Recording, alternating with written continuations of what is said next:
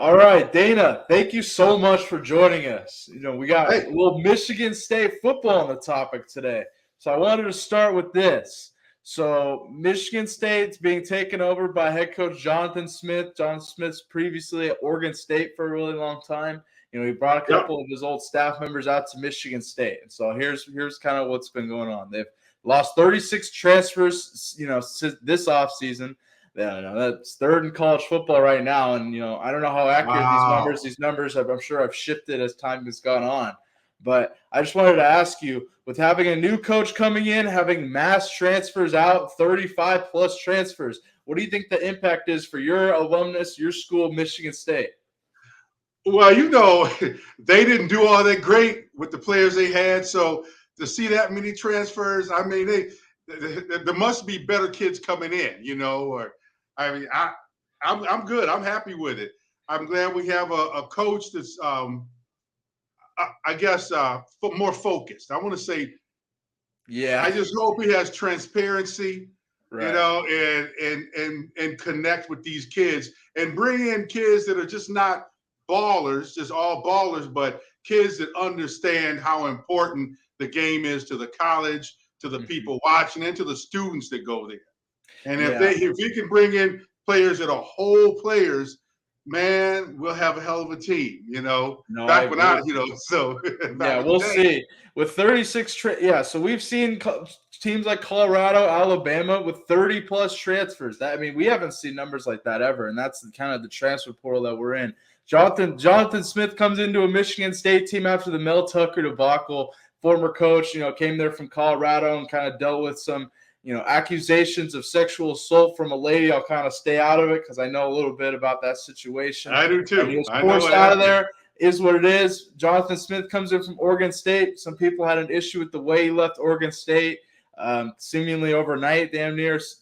What he says one thing when he's with Oregon State, he says another thing when he goes and gets a paycheck with Michigan State. It is what it is. But, you see their schedule right here. They're going to be, if I'm being completely real with you, besides a few smaller school games, there's just going to be, it looks like a struggle for them. They're going to have to face Iowa. They're going to have to face Michigan, led by Sharon Moore. We'll see how good Michigan is. But, Purdue, Rutgers, Oregon, Ohio State. These are some serious, big Power 5 school teams. So, we'll see how they, deal with that with having lost 35 transfers and a new head coach. We'll see. But there's the Big Ten is always tough. Mm-hmm. I don't care. You can. I don't care what side of that fence you're on. You can have a tough time in the Big Ten. Mm-hmm. So that to me, that schedule is to be expected. But in the past, years ago, Michigan State would have this same tough schedule and come out, 9-3, or 10-2, whatever. So that's you go to the SEC, you're gonna face stuff like that. So when you're dealing with Florida State. That was back in the day. But even now, these with all the transfers going on, it's going to be what it is, man. So all he has to do is come in there, connect with the players, and that's the biggest thing that I'm concerned with. You just got to connect with the players, and you got to find which players are going to be the leaders in that group, and those are the ones you want to get on your side. And because it's just like a pyramid. You can get them 3. Them 4, they're going to tell everybody else how the game is going to be played, how this thing is going to go. So no doubt. One thing I wanted to ask you. So you mentioned the Big Ten. Washington and Oregon are coming in. They're going to be facing. At least Oregon's going to be facing Michigan State, but Washington, Pac-12 is no longer. So we've kind of seen these teams absorb into the Big Ten. How do you think Washington and Oregon will compete with teams like Michigan State, in conference play? Well, they come from this wild, wide open offense where they fire the ball left and right. And if they learn to do the 3 or 4 yards in a cloud of dust too, because Big Ten football is smash mouth football. Mm-hmm. When you get out there to those teams that can just, gunslingers. Yeah. If they can play smash mouth and throw the football, they're really – so with teams like Iowa and Michigan, very strong defensively, horrible offense last year. Horrible. Yeah. They were great defensively, and that's kind of why they won games. And you see a lot of Iowa defensive players in the NFL now. Same with Michigan. Michigan, really dominated in the trenches. That's kind of how they went on to win a national championship. When they played Penn State, they ran the ball, and I kid you not, 30 straight times down Penn State. And that was the game that Harbaugh suspended with Sharon Moore, the interim, who's now their head coach, but he was interim at the time.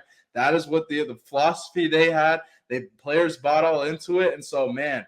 With Washington and Oregon coming in, they'll have to face that. I mean, even with Michigan State, I'm sure Jonathan Smith will come in there and have some sort of – shit, he's going to have to compete. So I'm sure they're going to have some sort of smash mouth football to deal with from Michigan State as well, not to mention Michigan and Iowa, et cetera.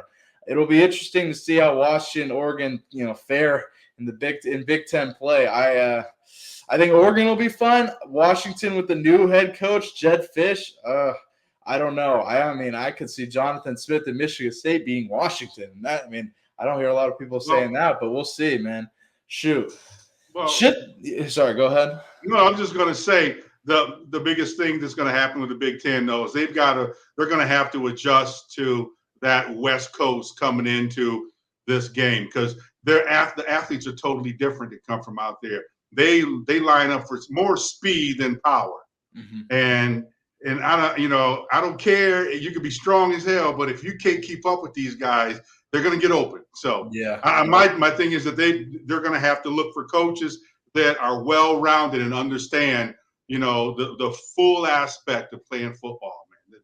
The way the game play and athletes because so you got to have quicker linebackers now, Exactly. So. Very, very true. And we'll see with these. We got a little bit of new faces coming in. You got Jed Fish, Jonathan Smith, and others. We'll see how these new coaches fare in the Big Ten. Yeah.